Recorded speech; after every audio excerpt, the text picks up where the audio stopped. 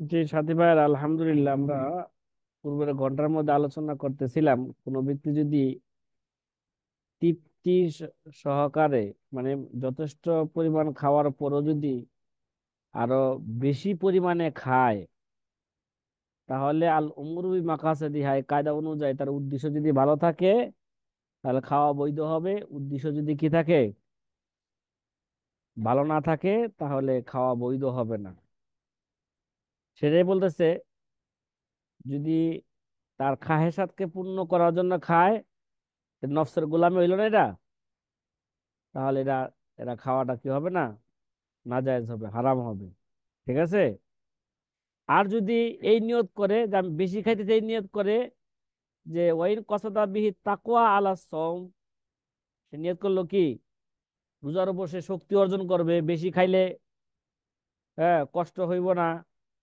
অথবা মুআকালাতা যায়ফি, মেহমানকে তৃপ্তি সহকারে খাওয়ানোর উদ্দেশ্য করলো, যে মেহমানটা একটু বেশি দিল, দেখ না, হ্যাঁ, তালয় বাড়িতে গেলে পরিমাণ পরিমাণ খাওয়া হয়ে গেছে, তারপরও তালয় আরো 2 চামচ দেয়। কি রে ভাই, দেয় না এরকম? হুম।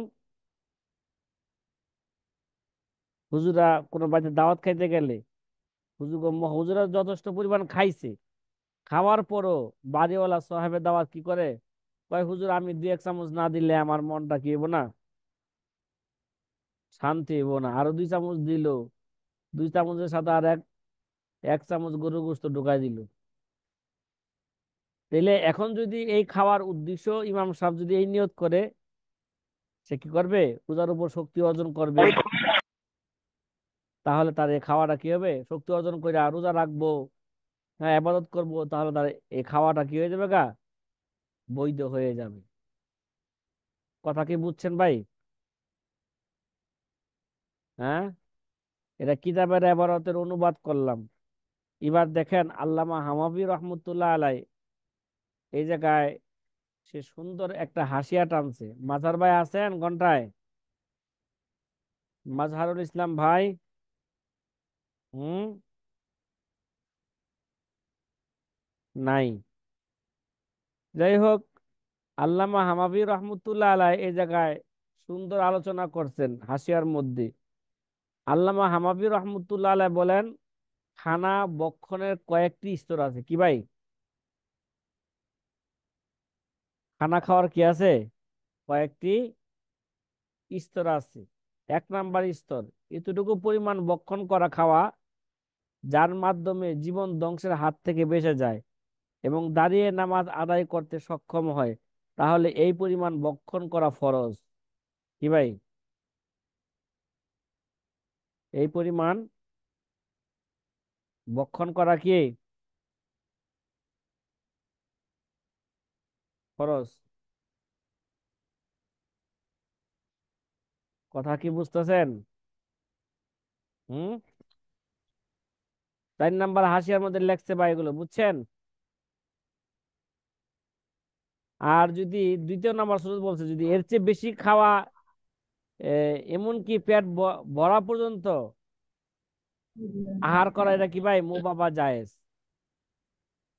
পেট ভরার পরও ভক্ষণ করা হারাম, তবে দুটি অবস্থার দুটি অবস্থায় ব্যতিক্রম। অর্থাৎ অর্থাৎ এমত অবস্থায় পেট ভরার পরও খানা খাওয়া জায়েজ: এক, রোজার জন্য শক্তি অর্জন হওয়ার নিয়তে বেশি খাওয়া, যেটা কিতাবে বলছে, হ্যাঁ, ওয়াইন কসাদা বিহি তাকওয়া আলা সওম। দ্বিতীয় সুরত, মেহমানের পেট ভরে খাওয়ার খাতিরে বেশি খাওয়া মুস্তাহাব। কি ভাই,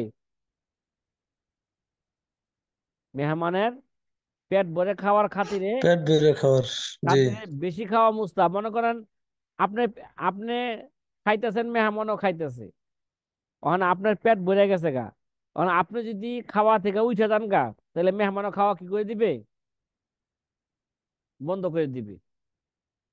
বুঝলেন না কথাটা? এই জন্য আপনি খাইতে থাকছেন, যাতে যাতে করে মেহমানও কি খায়, মেহমান পেট ভরে খায়। এই নিয়ত থাকলে খাওয়াটা মুস্তাহাব, এই নিয়তে মুস্তাহাব। কিন্তু এইভাবে এক অবস্থা বললাম যে খাওয়ানো তো এক অবস্থা, পরিমাণ কি ওই পরিমাণ খাওয়াটা কি ফরজ, যেই পরিমাণ খাইলে দাঁড়িয়ে নামাজ পড়তে সক্ষম হইবেন এবং জীবন বেঁচে যাবে, এই পরিমাণ খাওয়া কি ভাই ফরজ? ভালো। কথা কি ভাই বুঝে আসতেছে? আল্লামা হামাবি রহমতুল্লাহ আলাই, দেখেন এটা হাসিয়ার মধ্যে, এরা 4 নাম্বার এই হাসিয়ার মধ্যে তিনি এগুলো বলছেন। ঠিক আছে। আর পরিতৃপ্তি হওয়ার চেয়ে বেশি খাওয়া এটা হলো হারাম। তারপরে 2 সুরতে জায়েজ, কয় সুরতে বলতে যায় এটা? দুশোতে। 2 সুরতে জায়েজ। তাহলে শেষের যে সুরত বললেন যে মেহমান পেট ভরে খাওয়ার খাতিরে বেশি খাওয়া মুস্তাহাব, কারণ হচ্ছে একসাথে খাওয়ার সময় সে আগে উঠে গেলে, হ্যাঁ, চোখ লজ্জা মেহমান পেটে ক্ষুধা রেখেই উঠে যাবে, যা তার জন্য কষ্টের কারণ হবে, ঠিক না? জি। আচ্ছা, তো এর দলিল কোরআনে কারিমের আয়াত আছে কি হয়, লা ইহিব্বুল্লাহুল জাহরা বিসু মিনাল কওল। আল্লামা হামাবি রহমতুল্লাহ আলাইহি বলেন, এত স্বল্প পরিমাণে আহার গ্রহণ করা যে দুর্বলতার দরুন এবাদত আদায় করা সম্ভব হয় না, তাহলে এটা কি হবে না, এত এত কম খাওয়া এটা বৈধ হবে না, ঠিক আছে। জি।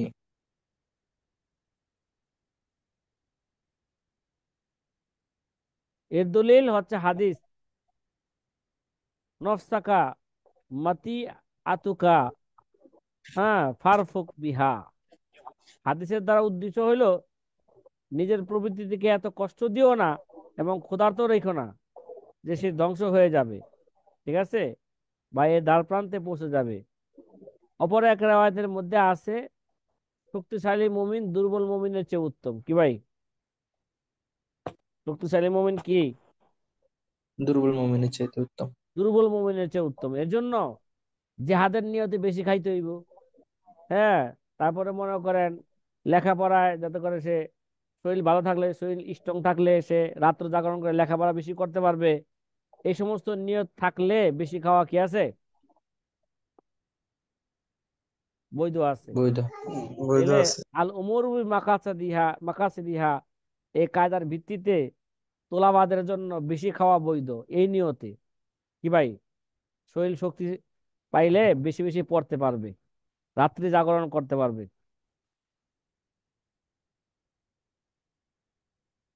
কথা কি বুঝতেছেন? জি।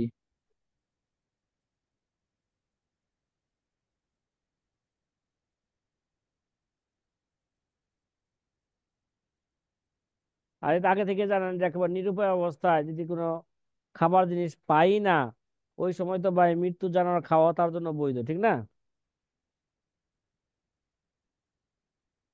জি। আচ্ছা, এবার আমরা সামনে চলি।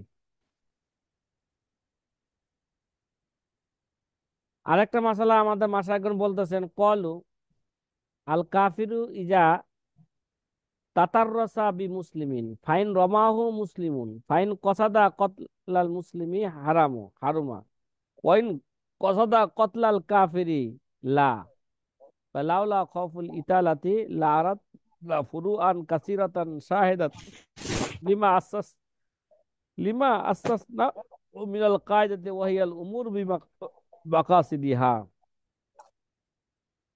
আল্লামা ইবনে নুজাইম রহমতুল্লাহ আলাইহি বলেন, মনে করেন এখন হামাস তো কি করে, হামাস মারতাছে না, কর না বোমা মারতেছে না, জি। তারপর আর কি মারে যেন, রকেট মারে নাকি? জি। জি। হামাস, হিজবুল্লাহ, হুতি বাহিনীরা রকেট মারতেছে। এখন যদি মনে করেন ইসরায়েল, ইসরায়েল যদি এই শয়তানি করে যে, যে সমস্ত মুসলমানদেরকে ইসরায়েল কি করছে, বন্দি করছে, এখন যাতে করে এদের গায়ে এই রকেট না লাগে, হ্যাঁ, কি করলো, সে ডাল হিসাবে মুসলমানদেরকে সামনে রাখলো, বন্দি মুসলমানদের সামনে রাখলো। এখন যদি, এখন হামাসে তাদেরকে মারতে পারবে কিনা, ঠিক আছে, এখন যদি জি। এই মনে করেন রকেট মারার উদ্দেশ্য যদি হামাসের এই উদ্দেশ্য থাকে, আমি কাফেরকে উদ্দেশ্য করে মারলাম, তাহলে তার মারা কি হবে? এটা বৈধ হবে। আর যদি এটা মুসলমানকে হত্যা করার উদ্দেশ্যে যদি রকেট মারে হামাসে, তাহলে এটা কি হয়ে যাবে গা? এই রকেট মারা কি হয়ে যাবে তার জন্য? অবৈধ হয়ে যাবে। কথা কি বুঝছেন ভাই কি বললাম? জি। হ্যাঁ। আল্লামা ইবনে নুজাইম রাহমাতুল্লাহ বলতেছেন, আল উমুরু মাকাসাদিহা। তো এই কায়দার মাথা হাতে, হ্যাঁ, এই কায়দার মাথা হাতে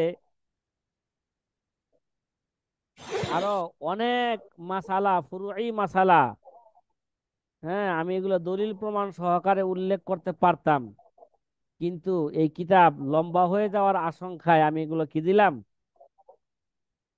ছেড়ে দিলাম। কথা কি বুঝছেন? দেখেন না, একটা কায়দা দিয়ে কত লম্বা আলোচনা করতেছে না। জি। ভাই আরো যদি মাসলা এরকম আনতাম, তাহলে কিতাব কি হয়ে যেত গা,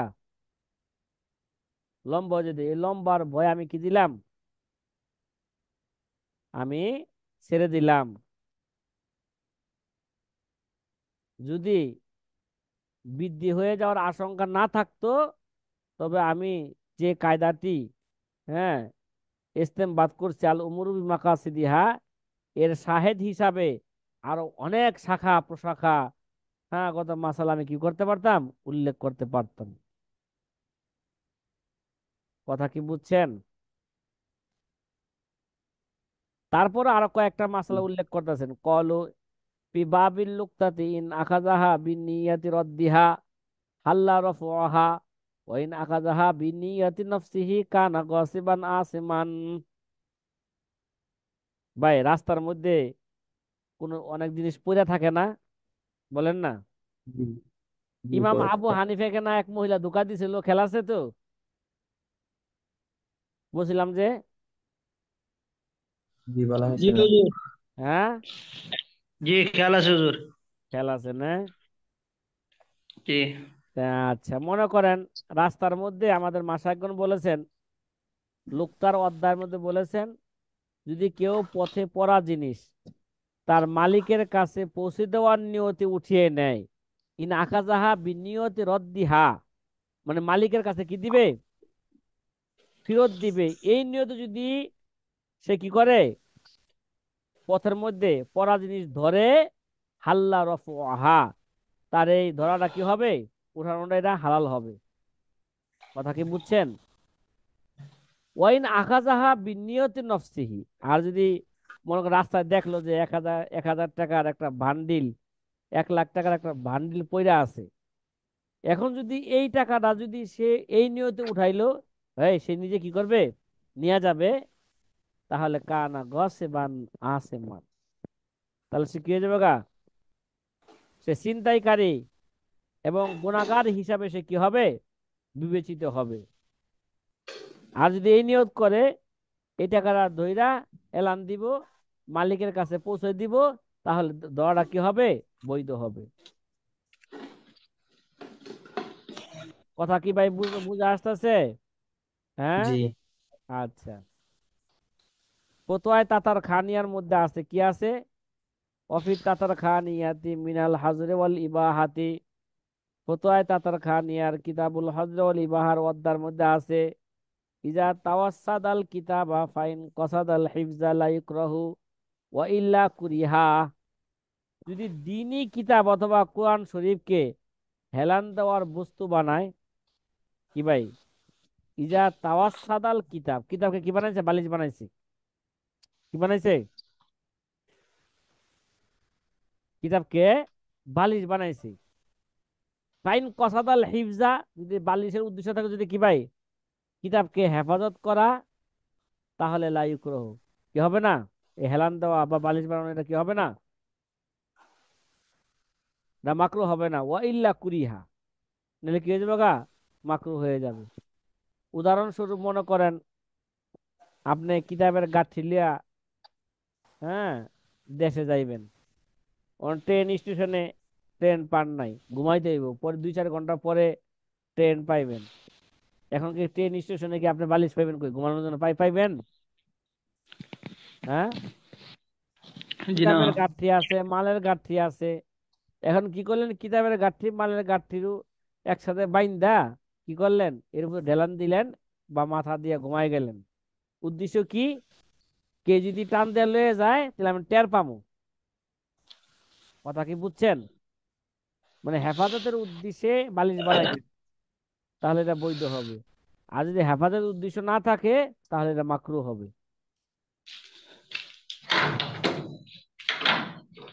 ওই ভাই, কথা কি বুঝে আসতেছে? জি জি। হুজুর।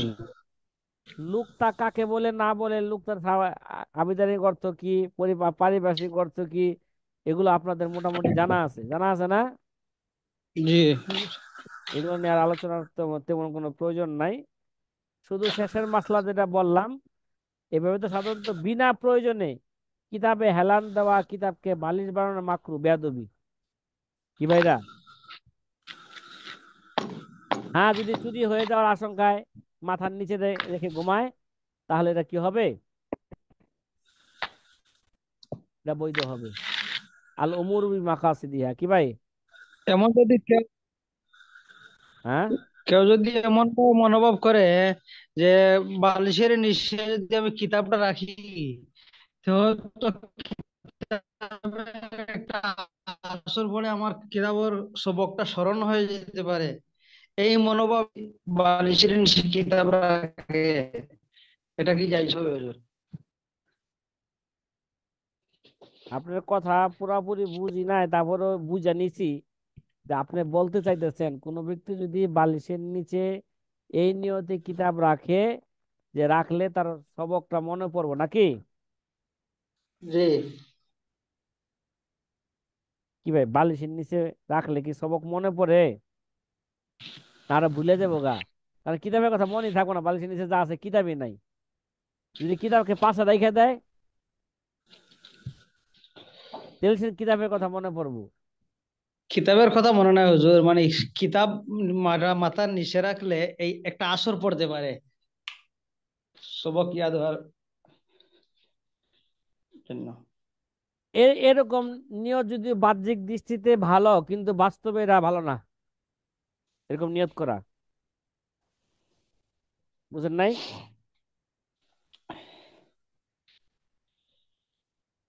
কারণ কিতাব বালিশের নিচে থাকা এটা একটা বেয়াদবি। আমাদের সিলেটে এক মাদ্রাসা হুজুর আছে, দাওরায়ে হাদিসের মাদ্রাসা। ওই মাদ্রাসার এক নাজিমে তালিমাত সুনামধন্য মুহাদ্দিস সাহেব, বড় বুজুর্গ ব্যক্তি। ওনার ছাত্রকাল জীবনের এমন ঘটনা ছিল যে নদী কিনার নদী সাঁতার কাটিয়া মাদ্রাসার মধ্যে আসতে হইতো। তো হ্যাঁ। আসা যাওয়ার সময় ইচ্ছাকৃতভাবে কিতাবটা ভিজিয়ে নিতেন, আবার ভিজিয়ে আনতেন, ইচ্ছাকৃতভাবে এটা পড়ার সময় ভিজিয়ে পড়তেন। কেন? এতে কি ফায়দা? আল্লাহু আলম। হ্যাঁ,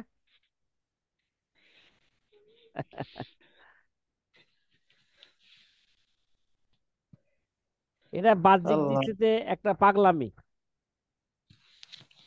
কিতাব ভিজলে কি কিতাব ভালো থাকে? ভাই ভাই, আপনি বলেন।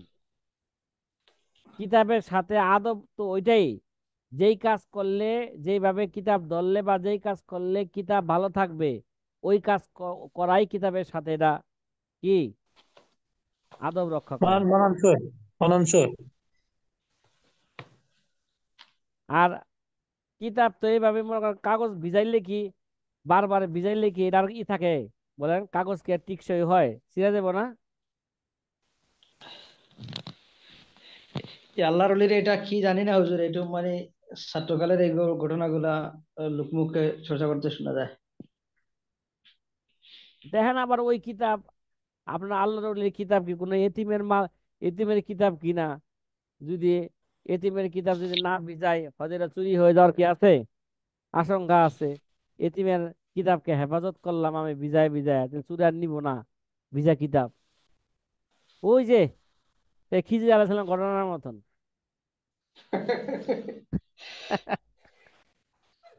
কথা কি বুঝছেন? মুসা আলাইহিস সালাম ভাই এতিমের ঘরটা আমরা ভাঙলেন কি লেগা? হ্যাঁ,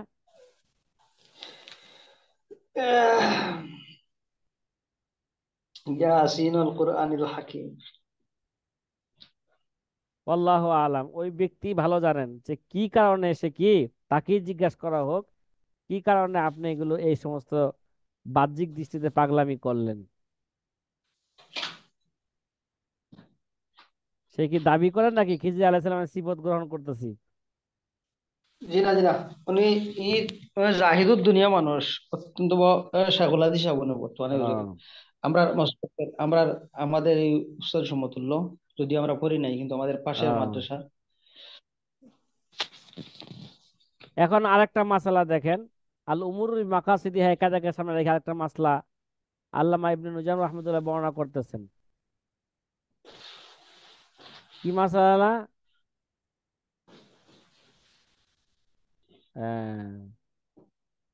ওয়াইন গরাসা ফিল মসজিদে ফাইন কসাদা জিল্লা লা ইকরাহু ওয়াইন কসাদা মানফাআতান উখরা ইকরাহু। যদি কেউ মসজিদের জায়গায় গাছের কোনো চারা বপন করে, তাহলে এই উদ্দেশ্যে যদি চারা লাগায় মসজিদের জায়গায়, মুসল্লিরা ছায়ার মধ্যে দাঁড়াইতে পারবে, বসতে পারবে, এরকম যদি উদ্দেশ্য থাকে মুসল্লিরা গাছের ফল খাইতে পারবে, ঠিক আছে, এরকম উদ্দেশ্য যদি হয় তাহলে মাকরু হবে না। কি হবে না? আর যদি ওয়াইন কসাদা মানফাআতান উখরা, যদি তার অন্য কোনো উদ্দেশ্য থাকে, কি থাকে, অন্য কোনো উদ্দেশ্য থাকে, যে এখানে মসজিদের জায়গা কি লাগাইলাম, এই যে গাছ লাগাইলাম, ফল গাছ লাগাইলাম, এই ফল আমিই খামো, কাউকে খাইতে দিব না, ঠিক আছে, এরকম যদি নিয়ত থাকে ইকরাহু, তাহলে মসজিদের জায়গায় গাছ লাগানো কি হবে বলেন? মাকরু হবে।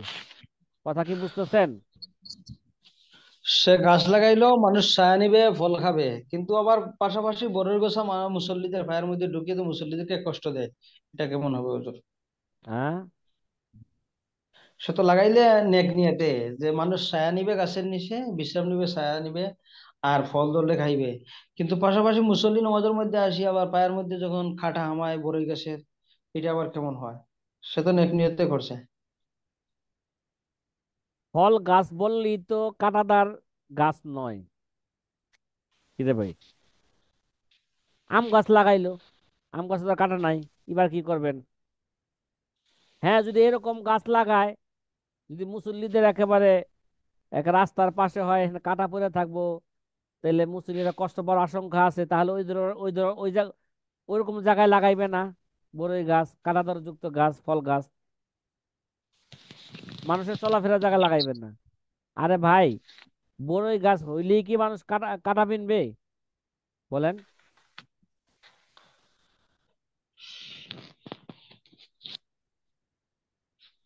জি না। বড়ই গাছ, তাহলে তো মানুষ আর বড়ই গাছে লাগাইতো না, যে পায়ে কাটা লাগবে। ওরে তো ঘটনাক্রমে বড়ই গাছের ডাল পড়ে আছে, রাস্তার মধ্যে পড়ে থাকতে পারে, ঠিক আছে, আর যদি আপনি যদি দেখো যদি ওর মধ্যে পাড়া দেন তাহলে তো কাটা লাগতেই পারে। হ্যাঁ, যে দেখছে সে জি। সরাই দিবে, রাস্তা থেকে সরাই দিবে, অন্য জায়গায় রেখে দিবে। মোট কথা ভালো উদ্দেশ্যে, ভাই উসুল মনে রাখেন, উদ্দেশ্য যদি ভালো হয়, কথা কর না, উদ্দেশ্য যদি ভালো হয় তাহলে সব পাইবেন, আর উদ্দেশ্য যদি খারাপ হয় তাহলে কি পাইবেন না, সব পাইবেন না, জায়েজ হইব না। কিতাবাতু ইসমিল্লাহ তাআলা আলাল দারাহিমি, যে আরেকটা মাসালা, টাকার মধ্যে আমাদের দেশে তো দিনার দিরহাম নাই, ঠিক না? আমাদের দেশে আছে কি ভাই? টাকা আছে, টাকা, ঠিক না? জি। টাকার মধ্যে যদি কোনো ব্যক্তি যদি কি লেখে, আল্লাহ তাআলার নাম লেখে, কিতাবাত ইসমিল্লাহ তাআলা আলাদ দারাহিমি, টাকার মধ্যে যদি দেখেন 10 টাকার নোটে আল্লাহ তাআলার নাম আছে না, আল্লাহ করে লেখা আছে না? কি রে ভাই, 10 টাকার নোট আপনার পকেটে নাই?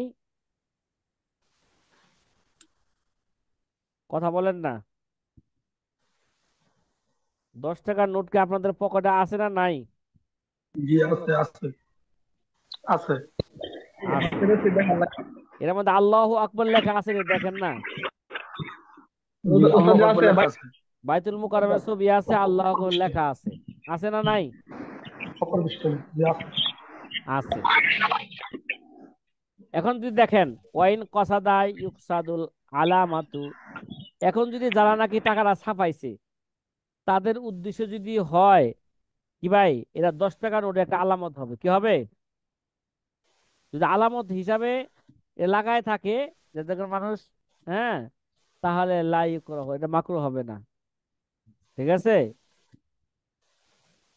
অলি তাহাফুনি ইকরাহু, আর যদি এই নিয়ত থাকে তা আল্লাহ তাআলার নাম দিলাম, এরা মানুষের পকেটে যাইবো, ওই হলে পায়খানা যাইবো, এরা এরা পায়ের নিচে পড়বো, আল্লাহ পাকের এহানাত হবে, এরকম যদি নিয়ত, খারাপ উদ্দেশ্য নিয়ত থাকে, তাহলে এটা কি হবে? মাকরু হবে। বুঝছেন কথাটা? তুচ্ছ তাচ্ছিল্য করার যদি উদ্দেশ্য থাকে তাহলে এটা মাকরু হয়ে যাবে। কথা বুঝছেন সাথী ভাইয়েরা? ওয়াল জি জুলুস হুজুর। আলাল জাওয়ালিকা ফিহি মুসহাফুন, আরেকটা মাসালা বলতেছে অনুরূপ ভাবে যদি এরকম দেখেন যে সিন্দুক বা বাক্সে কোরআন শরীফ রয়েছে, জাওয়ালিক, যে যে সিন্দুকে বা যে বাক্সে কি রয়েছে, কোরআন শরীফ রয়েছে, এর উপরে বসা। দেখেন মাদ্রাসার ছাত্ররা ট্রাঙ্কের ভিতরে কোরআন শরীফ রাখে না? রাখে কিনা বলেন? জি। রাখে। তারপরে কিতাবাদি রাখে কিনা? রাখে। এখন ওই ট্রাঙ্কের উপর বসা যাবে কিনা? ঠিক আছে, যে ট্রাঙ্কের ভিতরে কি আছে, দিনী কিতাবাদি আছে বা কোরআন শরীফ আছে, তাহলে সে এটা বসতে পারবে কিনা, কয় তার উদ্দেশ্যের উপর নির্ভর করবে। কয় ওয়াইন কসাদাল হিফজা, যদি তার উদ্দেশ্য থাকে যে কি এই কিতাবের বাক্সকে হেফাজত করা, তাহলে লা ইউকরাহু, মাকরুহ হবে না। ওয়া ইল্লা ইউকরাহু, যদি এই ধরনের যদি ভালো উদ্দেশ্য না থাকে তাহলে কি হবে? মাকরুহ হয়ে যাবে। কথা কি বুঝছেন ভাই? হ্যাঁ, জি সাথী ভাইয়েরা, ঠিক আছে।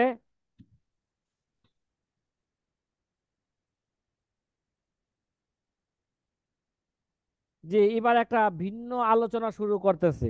আল উমুরুল মাকাসাদিহা, এই কায়দাকে সামনে রেখে আল্লামা হামাবি রহমতুল্লাহ তো বেশ কিছু মাসলা কি করলেন, শাখাগত মাসালা বর্ণনা করলেন। উদ্দেশ্যের কারণে একটা জিনিস বৈধ হয়, উদ্দেশ্যের কারণে একটা জিনিস কি হয়, অবৈধ হয়। তাহলে কায়দা কয়টা বললো এখানে? দুইটা।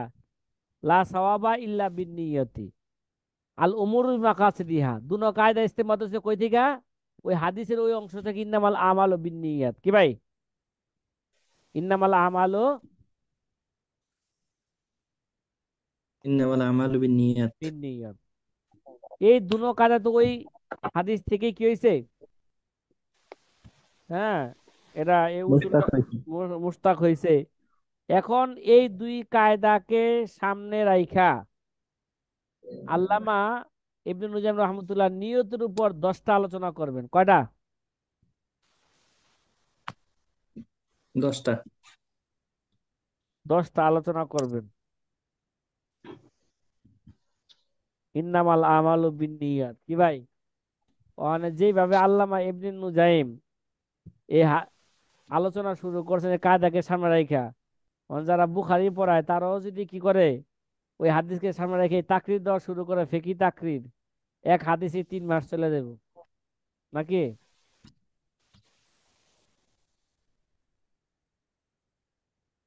আবু ইউসুফ রাসেল ভাই, জি উস্তাদ জি। এখানে বলছে সুম্মা এলাম আন্নাল হাতাইনাল কায়দাতাইনে ইয়াশমালু হুমাল কালাম আলাল নিয়াতি। আল্লামা ইবনে নুজাইম বলেন, তো জেনে রাখো যে নিশ্চয়ই এই এই দুটি কায়দাকে, হ্যাঁ, এই দুইটি কায়দা, কায়দা নিয়তের বাহাসকে কি করে নেয়, শামিল করে নেয়।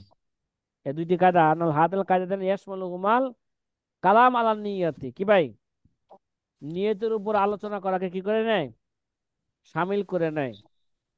মানে এই কায়দা দুটিকে নিয়তের বাহাস কি করে নেয়, নিয়তের বাহাসকে শামিল করে নেয়। এই নিয়ত সম্পর্কে 10টা আলোচনা হয়, অফিহা মাবাহিস আশারাতুন, কি ভাই, এখানে নিয়ত সম্পর্কে কয়টা আলোচনা হবে, কয়টা বাহাস হবে? 10টা বাহাস 10টা হবে। আলোচনা হবে। 10টা বাহাস হবে নিয়ত সম্পর্কে, মাশাআল্লাহ। 1 নম্বরে দেখছেন, আল আউয়ালু ফি বায়ানে হাকিকাতিহা, নিয়তের হাকিকত কি, ঠিক আছে? 1 নম্বর কি ভাই? নিয়তের নিয়তের তথ্য, নিয়তের হাকিকত, তথ্য বর্ণনা প্রসঙ্গে, ঠিক আছে? নিয়ত কাকে বলে? এটা তো আমরা আগে একটু বইলে আসছিলাম না? আল্লামা ইবনে নুজাইম আবার এখানে আবার বলবেন। আসানি, দ্বিতীয় আলোচনা কি হবে নিয়ত সম্পর্কে? আসানি ফি বয়ানি মা শরিয়াত লি আজলিহি, যার জন্য নিয়ত শরীয়তে অনুমোদিত হয়েছে তার বর্ণনা প্রসঙ্গে, কি ভাই? কি কারণে নিয়ত শরীয়তে নিয়ত করাকে শরীয়তে কি দিয়েছেন? অনুমোদন দিয়েছেন, তার বয়ান, বর্ণনা প্রসঙ্গে কি হবে? আলোচনা হবে। কিসের জন্য নিয়ত শরীয়তে কি পাইছে? অনুমোদন পাইছে। 3 নাম্বার, আসালিসু ফি বয়ানে তাআইনিল মানভি ওয়া আদামি তাআইনিহি, 3 নাম্বার আলোচনা নিয়তকৃত বিষয় নির্ধারণ করা বা না করা প্রসঙ্গে, কি ভাই? নিয়তকৃত বিষয় নির্ধারণ করা বা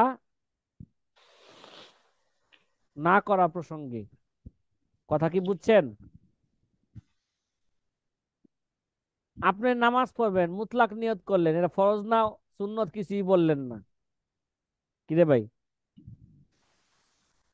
হ্যাঁ, তখন এটা বৈধ না অবৈধ হবে? এই এই এই ধরনের মাসলা নিয়ে কি করবে? নিয়তের বিষয়ে আলোচনা করবে। 4 নম্বরে আরাবিউ ফি বয়ানি তাআরুজি লিসিফাতিল মানবি মিনাল ফরজিয়াতি ওয়ান নফলিয়াতি ওয়াল আদাই ওয়াল কাজাই। 4 নাম্বার কি ভাই? মানবির সিফত এবং ধরন, কি ভাই? যে জিনিসের নিয়ত করছে তার সিফত কি হবে, তার ধরন কি হবে, এই নিয়ে কি আলোচনা, অর্থাৎ সেটা কি ফরজ না নফল, এটা কি আদা না কাজা, ঠিক আছে? কথা বলে না। 4 নাম্বার, 5 নাম্বারে ফি বয়ানিল ইখলাস, কি ভাই? নিয়তের মধ্যে এখলাস সৃষ্টি করার বর্ণনা, ঠিক আছে? নিয়তের মধ্যে এখলাস এখলাস রাখার বর্ণনা প্রসঙ্গে। 6 নাম্বারে আসাদিসু ফি বয়ানিল জামিই বাইনা ইবাদাতাইন বিনিয়াতিন ওয়াহিদাতিন, একই নিয়তে দুই ইবাদতকে কি করা? একত্র করা প্রসঙ্গে। মানে একই নিয়তে দুই ইবাদত ইবাদত করা যাবে কিনা। মনে করেন কোনো ব্যক্তি মাগরিবের নামাজের পরে নফল পড়তেছেন, ঠিক না? কথা কয় না? মাগরিবের নামাজের পর নফল পড়ে না ভাই? হ্যাঁ। অথবা মসজিদে ঢোকার সময় তাহিয়াতুল ওযু আছে, তাহিয়াতুল মসজিদ আছে, তাহিয়াতুল ওযু আছে, তাহিয়াতুল ওযু নামাজ আছে, সলাতুত তাহিয়া, তারপরে কি আছে? দুখুলুল মসজিদ নামাজ আছে নাকি? বলেন না। এখন যদি সে 2 রাকাত নামাজের সময় একসাথে দুটোটা নিয়ত করলো, তাহিয়াতুল ওযুর নিয়ত করলো, দুখুলুল মসজিদের নিয়ত করলো, এই নিয়ত করা মানে দুই আবাদতকে জমা করা নিয়তের সাথে, এরা বৈধ না অবৈধ? কখন বৈধ হবে কখন অবৈধ হবে এই নিয়ে কি হবে? একটা আলোচনা হবে। কথা কি বুঝছেন? কয় নাম্বার এটা? কয় নাম্বার গেল এটা? 6 নাম্বার। 7 নাম্বার আসাদে সুফি বয়ানি অক্তিহা, নিয়তের অক্ত সম্পর্কে, নিয়ত কখন করবে, সময় কখন নিয়তের।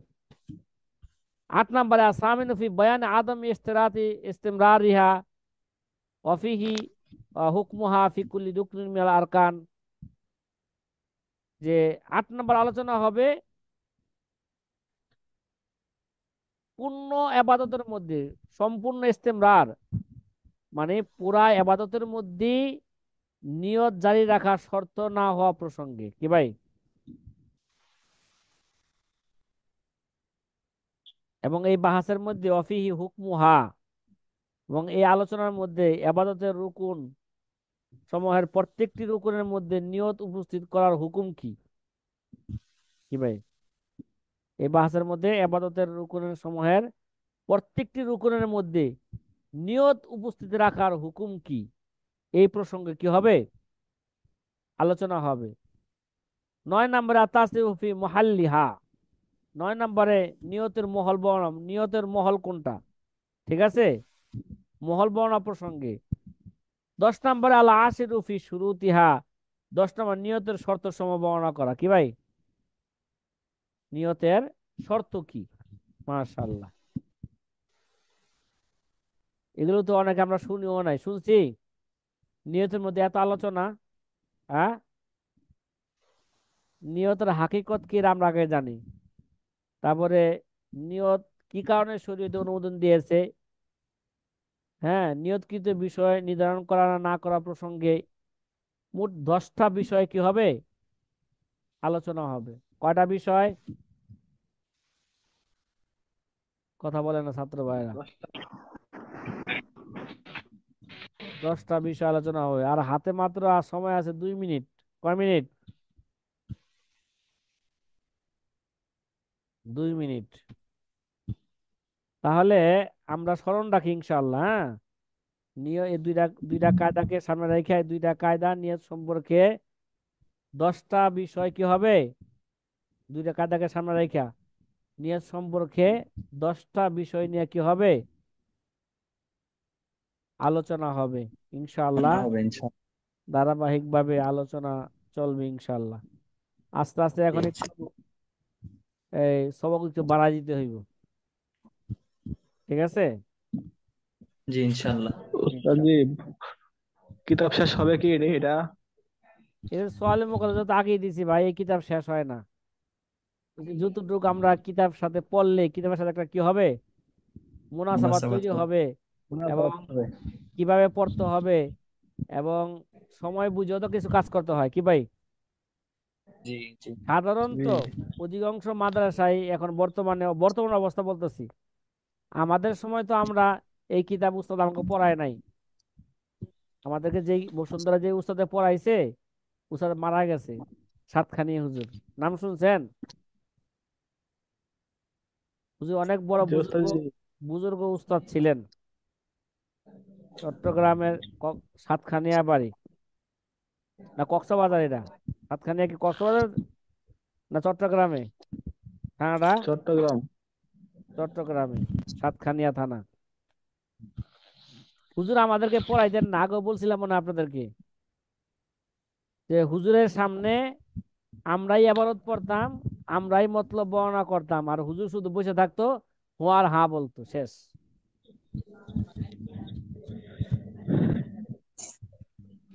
উস্তাদ জি, হুজুর আমাদের আমরা আসলাফ দের উসুল তো আমরা এটাই। হ্যাঁ। তো আশায় আছি হুজুর কাওয়াইদুল ফিকহ পড়তাম আমাদের আমরা। আসলাফ দের উসুল তো ছিল এটাই। আমরা এইভাবেই পড়ছি এই কিতাব হুজুরের কাছে, এইভাবে পইরা মোটামুটি আমাদের কাছে, আমাদের সামনে যখন যেই নুসখা ছিল, ওই নুসখা আমরা পড়ে হালাইছি পুরা কিতাবই। আমরা তো বসে আছি হুজুর, এইটা শেষ করার পরে কাওয়াইদুল ফিকহ পড়তাম আপনাকে পড়াইতে।